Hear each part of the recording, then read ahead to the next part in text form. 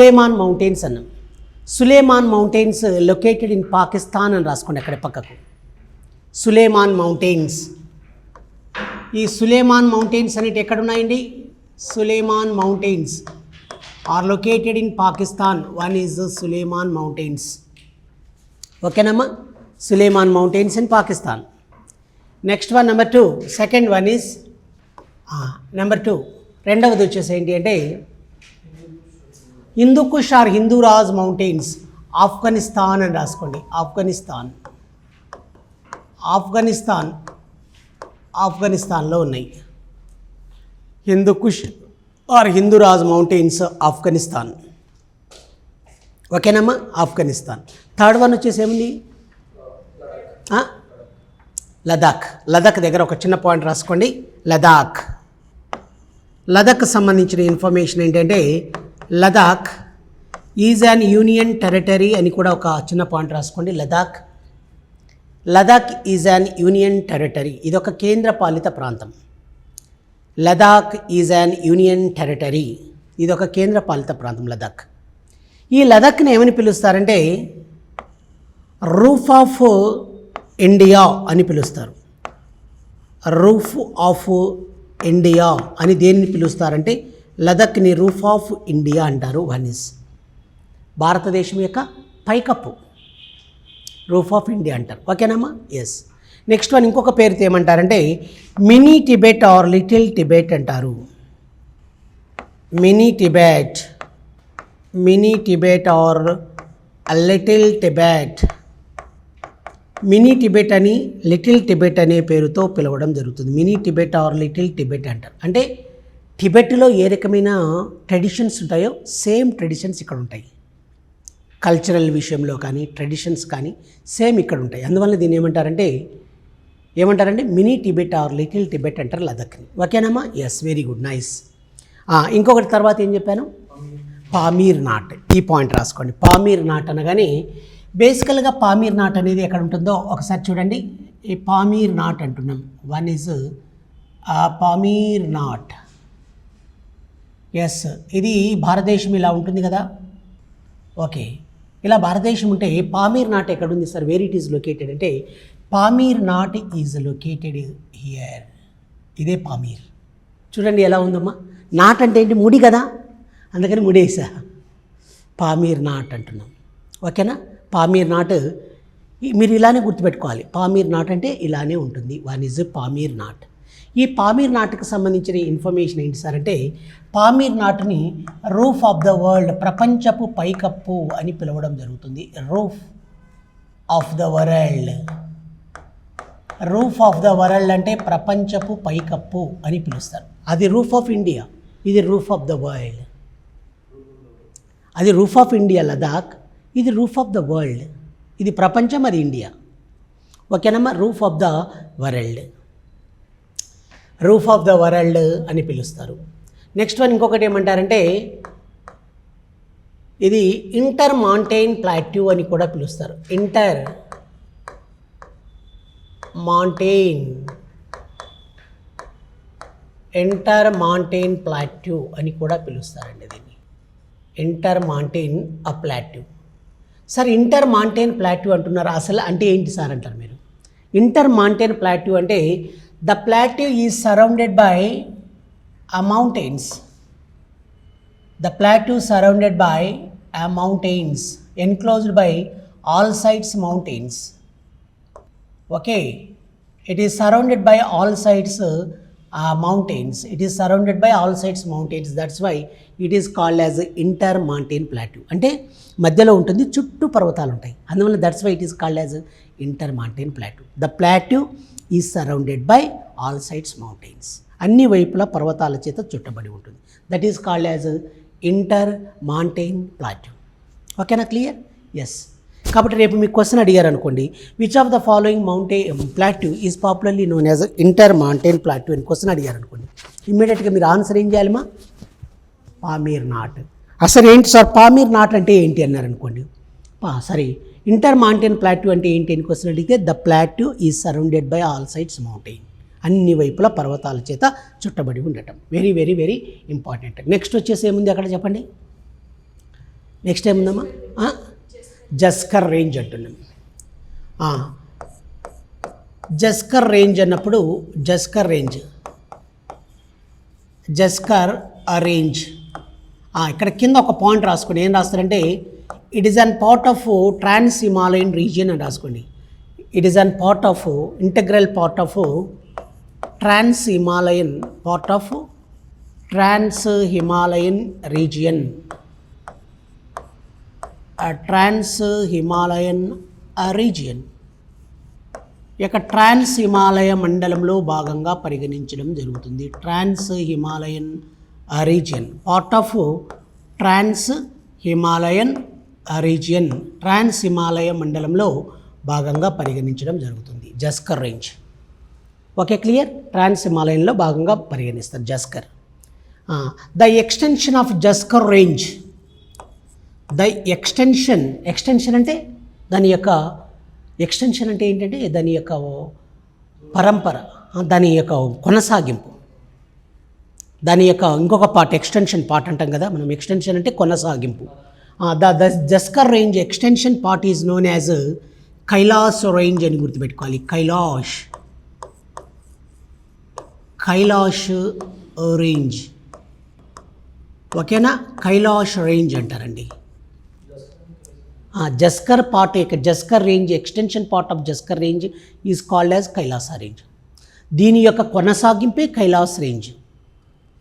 ఈ కైలాస్ రేంజ్ వచ్చేసి it is a sacred place. It is ఏ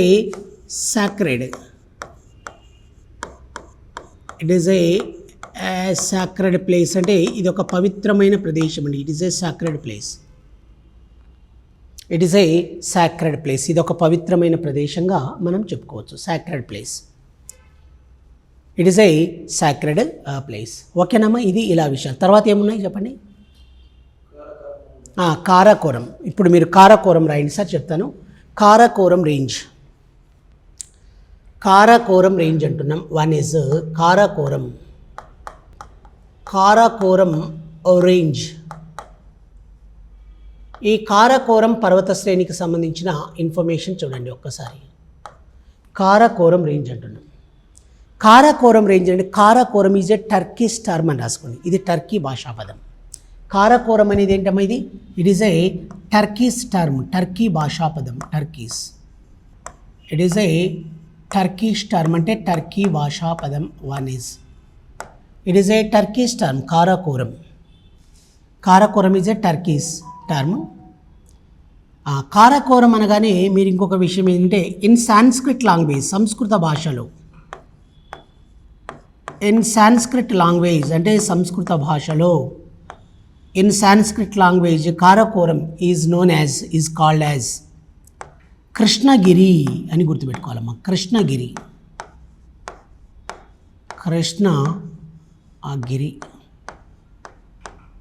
దీన్ని సంస్కృత భాషలో ఏమంటారండి? కృష్ణగిరి అని పిలవడం జరుగుతుంది. కృష్ణగిరి అంటారు. సాంస్క్రిట్ లాంగ్వేజ్లో దీన్ని ఏమంటారంటే కృష్ణగిరి అంటారు. కృష్ణగిరి అని పిలవడం జరుగుతుంది. Very very very important information.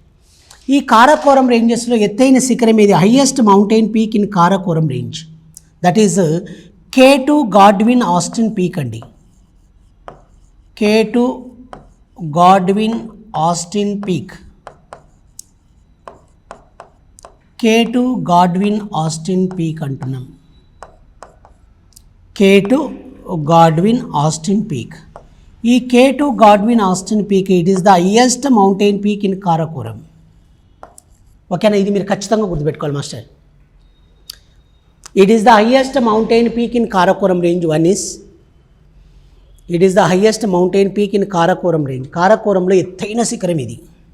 దీని యొక్క హైట్ ఎంత అంటే 8,611 మీటర్స్ అండి. 8,611 మీటర్లు. ఇంకొకటి ఏం రాసుకోవాలంటే it is the second tallest mountain peak. It is the second tallest mountain peak in the world. ప్రపంచంలో రెండవ అత్యంత ఎత్తైన శిఖరం after Mount Everest. Mount Everest తర్వాత రెండవ అత్యంత ఎత్తైన శిఖరం ఏది అంటే that is K2 Godwin Austen peak. ఏది మాస్టర్? ఇక్కడ రెండు మాటలు గుర్తుపెట్టుకోవాలి. ఓకేనమ్మా. ఏంటి మొదటిది ఏంటంటే K2 గాడ్విన్ ఆస్టిన్ అనేది ఎక్కడుంది అంటే కారకోరంలో ఎత్తైన శిఖరం. It is the highest mountain peak in Karakoram range. Second thing వచ్చేసి ఏంటి అంటే ఈ K2 గాడ్విన్ ఆస్టిన్ యొక్క హైట్ ఎంత అంటే 8,611 మీటర్స్ అని చెప్పుకున్నాం. ఇంకొక విషయం ఏంటంటే it is the second tallest mountain peak in the world after Mount Everest. Mount Everest తర్వాత రెండవ అత్యంత ఎత్తైన శిఖరం. వెరీ వెరీ ఇంపార్టెంట్ మా. కాబట్టి ప్రపంచంలో ఎత్తైన శిఖరం ఏది? Mount Everest. Second tallest mountain peak ఏంటి? K2 god. Where it is located? It is located in Karakoram range. Karakoram range. Okay, it is the highest mountain peak in Karakoram. It is the second highest mountain peak in the world after Mount Everest. What is the height of Karakoram K2 Godwin Austen peak? 8,611 metres. ఓకేనా? Yes. Currently where it is located? Currently it is located in POK అని రాసుకోవాలి. Pak occupied Kashmir. రోజు మీరు రీల్స్లోను యూట్యూబ్లోను చూస్తుంటారు, త్వరలో ఈ యొక్క Pak occupied Kashmir ఇండియాలో కలవబోతుంది అని చూస్తుంటారు. అవునా లేదా ఒంగోలు? మీరు యూట్యూబ్లో చూస్తుంటారు. కాబట్టి ఈ యొక్క K2 గాడ్విన్ ఆస్టిన్ పీక్ అనేది ఎక్కడుంది సార్ ప్రజెంట్ అంటే is in POK. POK stands for Pak occupied Kashmir. Pak ఆక్రమిత కాశ్మీర్లో ఉంటుంది. పాక్ ఆక్యుపైడ్ కాశ్మీర్. ఇది మీరు దేనికి సంబంధించిన ఇన్ఫర్మేషన్? ఇదంతా కూడా ట్రాన్స్ హిమాలయన్ రీజియన్కి సంబంధించిన అంశాలు. ఇంకొక చిన్న పాయింట్ రాసుకోండి, సియాచిన్ అని రాయండి. సియాచిన్ విన్నారా పేరు ఎప్పుడన్నా? సియాచిన్ సియాచిన్ అంటున్నాం. సియాచిన్ అనేది ఎక్కడ ఉంటుందంటే ఇక్కడ చూడండి మా ఒక్కసారి. సియాచిన్ అనేది ఈ ప్రాంతమే సియాచిన్ మా. ఇది సియాచిన్ ఇక్కడ ఉంది కదా, ఈ భాగాన్ని ఏమంటారంటే సియాచిన్ అంటారు. Okay, clear. సియాచిన్ వచ్చేసి ఏంటంటే Siachen it is the highest, జనరల్గా బేసికల్గా చెప్పాలంటే highest war field in the world, battlefield in the world. ప్రపంచంలో అత్యంత ఎత్తైన యుద్ధభూమి సరే. It is the highest battlefield. It is the highest battlefield in the world. ప్రపంచంలో అత్యంత ఎత్తైన యుద్ధభూమి. It is the highest battlefield in the world. ప్రపంచంలో అత్యంత ఎత్తైన యుద్ధభూమి ఏది సార్ అంటే ఇది. It is the highest battlefield in the world. ప్రపంచంలో అత్యంత ఎత్తైన యుద్ధభూమి ఇది సియాచిన్. ఓకేనా? సియాచిన్ అనేది it is the highest battlefield in the world. Location ఎక్కడ సార్? ఎక్కడుంది ఇది అంటే Siachen is located in Nubra valley అన్న విషయాన్ని మీరు గుర్తుపెట్టుకోవాలి. నుబ్రా వ్యాలీ. నుబ్రా వ్యాలీలో ఉంటుందండి. ఏ వ్యాలీలో ఉందండి ఇది? నుబ్రా వ్యాలీ. ఈ క్వశ్చన్ గతంలో గ్రూప్ 1 ఎగ్జామినేషన్లో అడగడం జరిగింది. గ్రూప్ 1లో అడిగారు ఈ క్వశ్చన్. ఓకేనమ్మా? ఇలాంటివి సార్ వాళ్ళకి అడిగినాడు మాకు అవసరం లేదనుకుంటారు మీరు. అలా అనుకోవద్దు దయచేసి. ఎందుకంటే అక్కడే అడిగినారంటే ఇక్కడ మీకు అడగకుండా ఉంటారనేది గ్యారెంటీ ఏముంది. కాబట్టి ఎక్కడైనా అడగటానికి అవకాశాలు ఉన్నాయి. కాబట్టి మీరందరూ కూడా ఇలాంటి ఖచ్చితంగా గుర్తుపెట్టుకోవాలి. Highest battlefield in the world అని పిలవడం జరుగుతుంది. Highest battlefield in the world. Highest battlefield in the world అంటారు సియాచిన్. ఎక్కడుంది ఇది? Where it is located? It is located in Nubra valley. ఓకేనమ్మా? Yes. It is under the control of India. భారత అధీనంలో ఉంటుంది ఇది. ఇండియా అధీనంలో ఉంది ఇది ఈ ప్రాంతం. ఓకేనా? ఇవి దేనికి సంబంధించిన ఇన్ఫర్మేషన్ అంటే ఇవన్నీ కూడా ట్రాన్స్ హిమాలయన్ రీజియన్కి సంబంధించిన అంశాలు. ఇవి మీరు ఖచ్చితంగా గుర్తుంచుకోవాలి. ఓకేనా? ఎస్. ఇప్పుడు చూడండి నెక్స్ట్ వన్. ఓకేనా? దీని తర్వాత నెక్స్ట్ మనం ఏం డిస్కషన్ చేయాలంటే దీని తర్వాత డిస్కషన్ చేయాల్సిన అంశాలు హిమాద్రి అని రాసుకోండి. హిమాద్రి అంటున్నాం. హిమాద్రికి సంబంధించిన ఇన్ఫర్మేషన్ చూడండి. వన్ ఈజ్ హిమాద్రి రీజియన్ అంటున్నాం. ఓకేనా? Himadri region. In bracket you have to write. హిమాద్రిని ఇంకొక పేరుతో ఏమంటారంటే ద గ్రేటర్ హిమాలయాస్ అంటారు. One is the greater Himalayas. The greater Himalayas అనే ఒక పేరుతో. ఇంకా ఏమంటారమ్మా? The greater Himalayas as well as inner Himalayas. The greater Himalayas or inner Himalayas అని కూడా అంటారు. The greater Himalayas or inner Himalayas. ఓకేనా, ఇది మీరు ఖచ్చితంగా గుర్తుపెట్టారు. The greater Himalayas or inner Himalayas అంటారు. అత్యున్నత హిమాలయాలు అని. ఇన్నర్ హిమాలయాస్ అంటే మధ్యలో ఉంటాయి, అంటే గ్రేటర్ హిమాలయాస్కి హిమాచల్కి మధ్యలో ఉంటాయి కాబట్టి అలా చెప్తున్నారు. బేసికల్గా ఈ యొక్క హిమాద్రి చూడండి, హిమాచల్ రీజియన్కి సంబంధించిన హిమాద్రి రీజియన్కి సంబంధించిన అంశాలు చూడండి. ఓకే, ఇలా ఉంటుంది కదా. ఇలా ఉన్నప్పుడు హిమాచల్ రీజియన్లో బేసికల్గా వచ్చేసి హిమాద్రి రీజియన్లో వచ్చేసి ఏముంటాయి అనేది, ఇదంతా హిమాచల్ రీజియన్ ఏమా, ఇదంతా హిమాచల్ రీజియన్గా చెప్తారు. ఓకేనా, 3 ఇట్లా లేయర్స్ లాగా చెప్పాను కదా. కాబట్టి ఇక్కడ చూడండి, వన్ ఈజ్ నెక్స్ట్ వన్, ఇవి మౌంటైన్ పీక్స్ అండి. ఓకే, ఇలా మౌంటైన్ పీక్స్ ఉన్నాయమ్మా, ఇవన్నీ కూడా ఇలా మౌంటైన్ పీక్స్ ఉన్నాయి. ఏంటి సార్ అవి అంటాడు. ఇక ద గ్రేటర్ హిమాలయాస్ అనగానే మీరు ఒకటే మాట గుర్తుపెట్టుకోవాలి. ఏంటి సార్ అంటే ఆవరేజ్ హైట్ వచ్చేసి 6100 మీటర్స్, 6100 మీటర్ల సరాసరి ఎత్తు. Average height is 6100 metres. Average height is 6100 metres అంటున్నాం. 6100 మీటర్లు, 6100 మీటర్స్. ఓకే, ఇది కూడా దేనికి బాగా ఫేమస్ సార్ అంటే Himadri region also famous for glaciers. It is also famous for glaciers. గ్లేసియర్స్కి బాగా, నేను గ్లేసియర్ అంటే ఏంటో చెప్పాను. Glacier is nothing but the slow movement of mass of ice is known as glacier అని చెప్పాను. The slow movement of mass of ice is known as glacier అని చెప్పుకున్నాం. లాస్ట్ క్లాస్లో మనం డిస్కషన్ చేసాం. ఇది కూడా గ్లేసియర్స్కి బాగా ఫేమస్. మరి ఇక్కడ ఉన్న ఎత్తైన శిఖరాలు వచ్చేసి ఏమున్నాయి సార్ అంటే, ఇప్పుడు చూడండి, వన్ ఈజ్ ఎత్తైన శిఖరాలు అంటున్నాం. వన్ ఈజ్ బేసికల్గా ఏం చెప్పాలంటే వన్ ఈజ్ మౌంట్ ఎవరెస్ట్ గురించి డిస్కషన్ చేద్దాం. Mount Everest, Mount Everest. Next one Mount Makalu, Makalu. Mount Manaslu, Mount Manaslu. Next one Mount Dhaulagiri. ఇవన్నీ రాయండి మా, హైయెస్ట్ మౌంటైన్ పీక్స్ అని రాయండి. మౌంట్ ధవలగిరి, మౌంట్ అన్నపూర్ణ,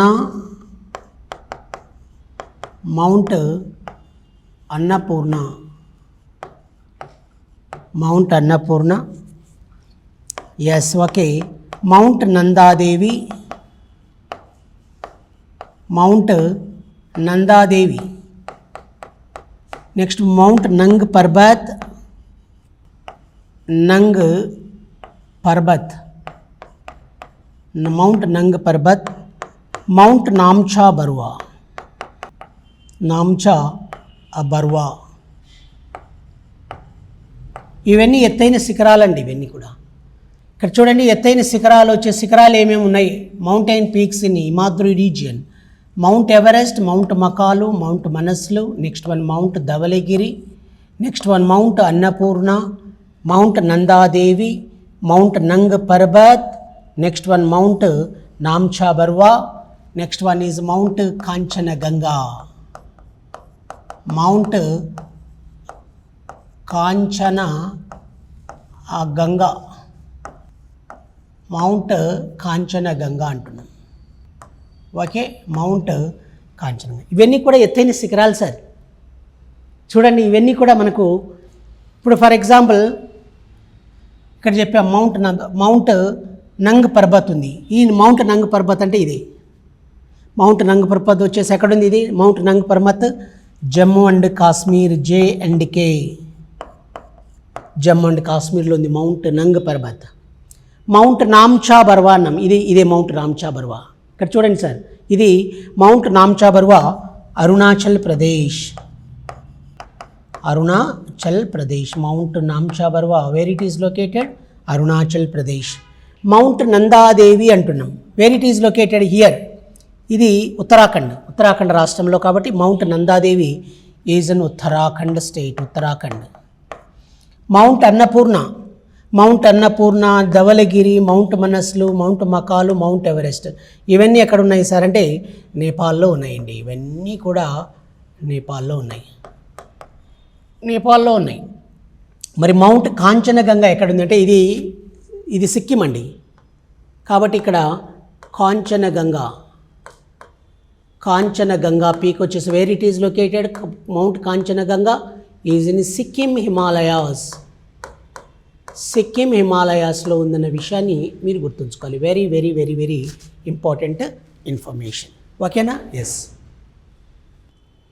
ఓకేనమ్మా. ఇది చూడండి, చక్కగా మనం అలా వేసుకుంటే ఎక్కడెక్కడ ఉన్నాయి ఈ మౌంటైన్ పీక్స్ అనేది మీకు క్లియర్గా అర్థమవుతుంది. వరకు జస్ట్ రఫ్గా వేయమ్మా. వేసారా? వేయలేదా? వేయండి. రఫ్గా వేసుకోవాలి. అలా వేసుకుంటే మీకే మంచిది. ఓకేనా? వేసారా? ఇది మనం జనరల్గా డిస్కషన్ చేయాల్సిన అంశాలు. ఓకే, ఇవి బాగున్నాయి సార్. మరి వీటిలో ఇవన్నీ ఏం చెప్పుకోకపోయినా మనం ఒక్కటి చెప్పుకోవాలి. ఏంటిది అంటే మౌంట్ ఎవరెస్ట్ గురించి డిస్కషన్ చేయాలి. ఓకేనా? మౌంట్ ఎవరెస్ట్ అనేది అన్నీ అందుకని మీకు నేను ఏం చెప్తాను అక్కడ జస్ట్ ఏ స్టేట్లో ఉంది, ఏ రాష్ట్రంలో ఉంది, ఏ దేశంలో ఉంది చెప్పాను అంతే. కానీ మనం అక్కడ తెలుసుకోవాల్సిన ఇంపార్టెంట్ ఏదైనా మౌంట్ ఎవరెస్ట్. కాబట్టి దాని గురించి డిస్కషన్ చేద్దాం. రిమైనింగ్ వద్దు మనకు, ఎందుకంటే మళ్ళీ మీరు ఇబ్బంది పడతారు. ఎస్, ఇప్పుడు మీరు మౌంట్ ఎవరెస్ట్ అని రాసుకోండి. మౌంట్ ఎవరెస్ట్కి సంబంధించిన ఇన్ఫర్మేషన్.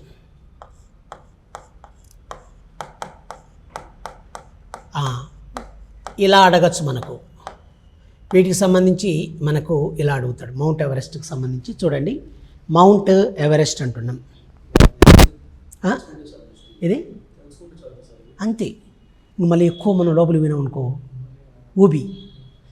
నాకేం చెప్పమంటే నేను చెప్తాను. మన దగ్గర ఉంది, మన దగ్గర సరుకు కావలసినంత ఉంది చెప్తాను, కానీ మీరు ఇబ్బంది పడద్దు.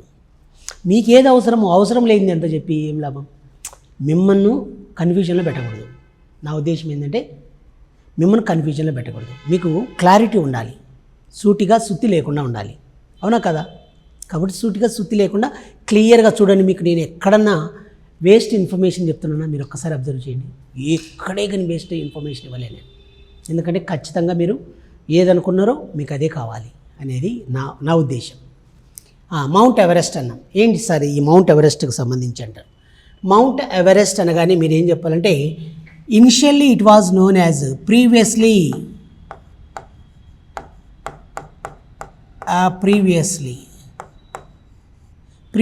అంటే ప్రారంభంలో. Previously it was known as 15th peak in Himalayan mountains అనేవాళ్ళు. 15th peak in Himalayan mountains. హిమాలయాల్లో 15వ శిఖరం అని పిలిచేవాళ్ళు. 15th peak in Himalayan mountains, mount ఎవరెస్ట్ని. మరి వేర్ ఇట్ ఈజ్ లొకేటెడ్ అంటే ఈజ్ లొకేటెడ్ ఇన్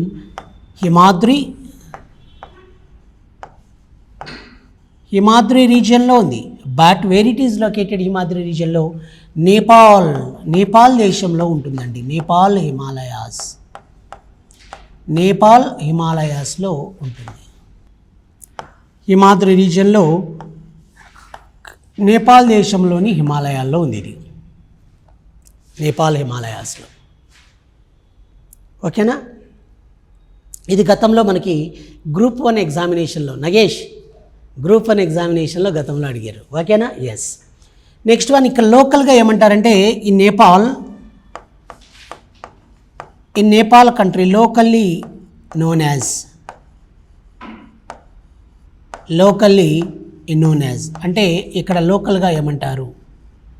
ఈ లోకల్గా వచ్చేసి లోకల్లీ నేమ్డ్ యాజ్ లోకల్గా ఏమంటారో ఒకసారి చూడండి. Locally known as mount Everest locally known as Sagarmatha అంటారండి. ఎక్కడ సాగరమాత అంటారు? నేపాల్లో లోకల్గా దీన్ని సాగరమాత అని పిలవడం జరుగుతుంది. సాగరమాత అంటున్నారండి. ఇలాంటి క్వశ్చన్స్ మన గతంలో అడిగారు. ఓకేనా? మరి యొక్క మౌంట్ ఎవరెస్ట్ యొక్క స్పెషాలిటీ ఏంటంటే it is the highest mountain peak in the world అని కూడా రాసుకోవాలి. Highest mountain peak in the world. ప్రపంచంలో అత్యంత ఎత్తైన శిఖరం. Highest mountain peak in the world.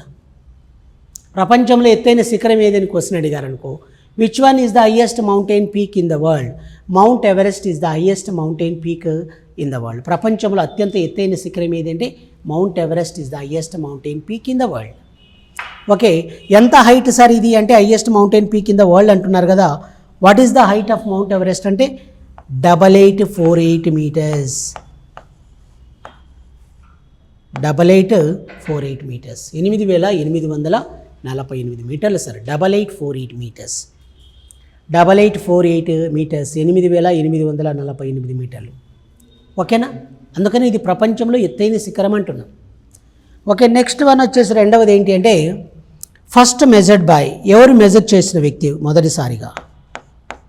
First measured by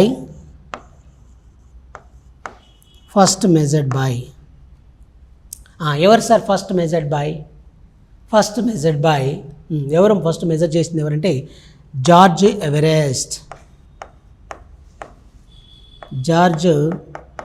Everest. ఈయన పేరు మీదగానే ఎవరెస్ట్ శిఖరం అంటున్నారు. అర్థమవుతుందా సార్ మీకు? ఇప్పుడే అర్థమైంది అనుకుంటాను. ఆయన ఫస్ట్ మెజర్ చేశాడు కాబట్టి ఆయన పేరే పెట్టారు. కానీ ప్రారంభంలో previously it was known as Sagarmatha. 15th peak అని ఇక్కడ రోమన్ నంబర్స్ రాశాను చూడండి. 15వ శిఖరం అనేవాళ్ళు. తర్వాత ఈయన మెజర్ చేశాడు కాబట్టి ఈయన పేరు మీదుగా దానికి మౌంట్ ఎవరెస్ట్ అని పేరు పెట్టారు. ఓకేనా? ఎస్. మరి ఫస్ట్ క్లైంబ్డ్ బై, మొదటిసారిగా ఎక్కిన వాళ్ళు. మెజర్ చేసిన వ్యక్తి వేరు, క్లైంబ్ చేసిన వ్యక్తులు వేరు. ఫస్ట్ క్లైంబ్డ్ బై మొదటిసారిగా అధిరోహించిన వాళ్ళు ఫస్ట్ క్లైంబ్డ్ బై. ఎవరు సార్ అంటే Edmund Hillary and Tenzing Norgay. Edmund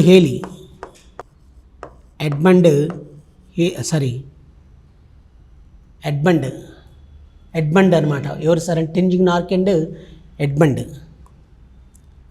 తర్వాత ఇక్కడ మీరు ఇంకొకటి ఏంటంటే టెంజింగ్ నార్కే.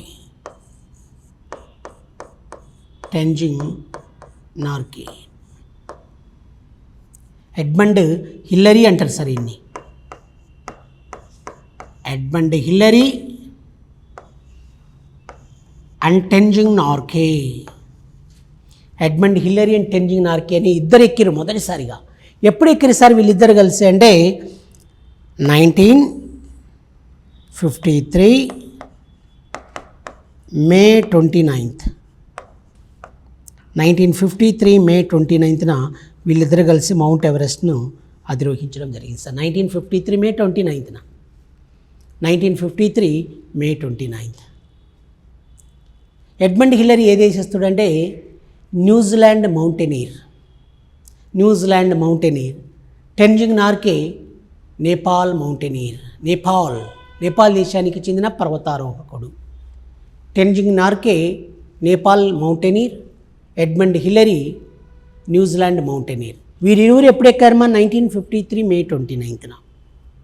ఓకే, మే 29th ఏమంటారంటే ఎవరెస్ట్ డే అని పిలుస్తారు అని రాసుకోండి. ఏమని పిలుస్తారు sir? May 29th is observed as Everest day అని పిలుస్తారు. ఎవరెస్ట్ డే అంటారండి. ఎవరెస్ట్ డే అని పిలవడం జరుగుతుంది. ఏమంటారండి? ఎవరెస్ట్ డే అంటారు. ఓకేనా? ఇవి మీరు ఖచ్చితంగా గుర్తుపెట్టుకోవాలి. Very very very very important. చూడండి సార్, మీకు ఇక్కడ నేను చెత్త ఏం చెప్పలేదు. అన్నెసెసరీ మ్యాటర్ అసలే మీకు ఇవ్వలేదు.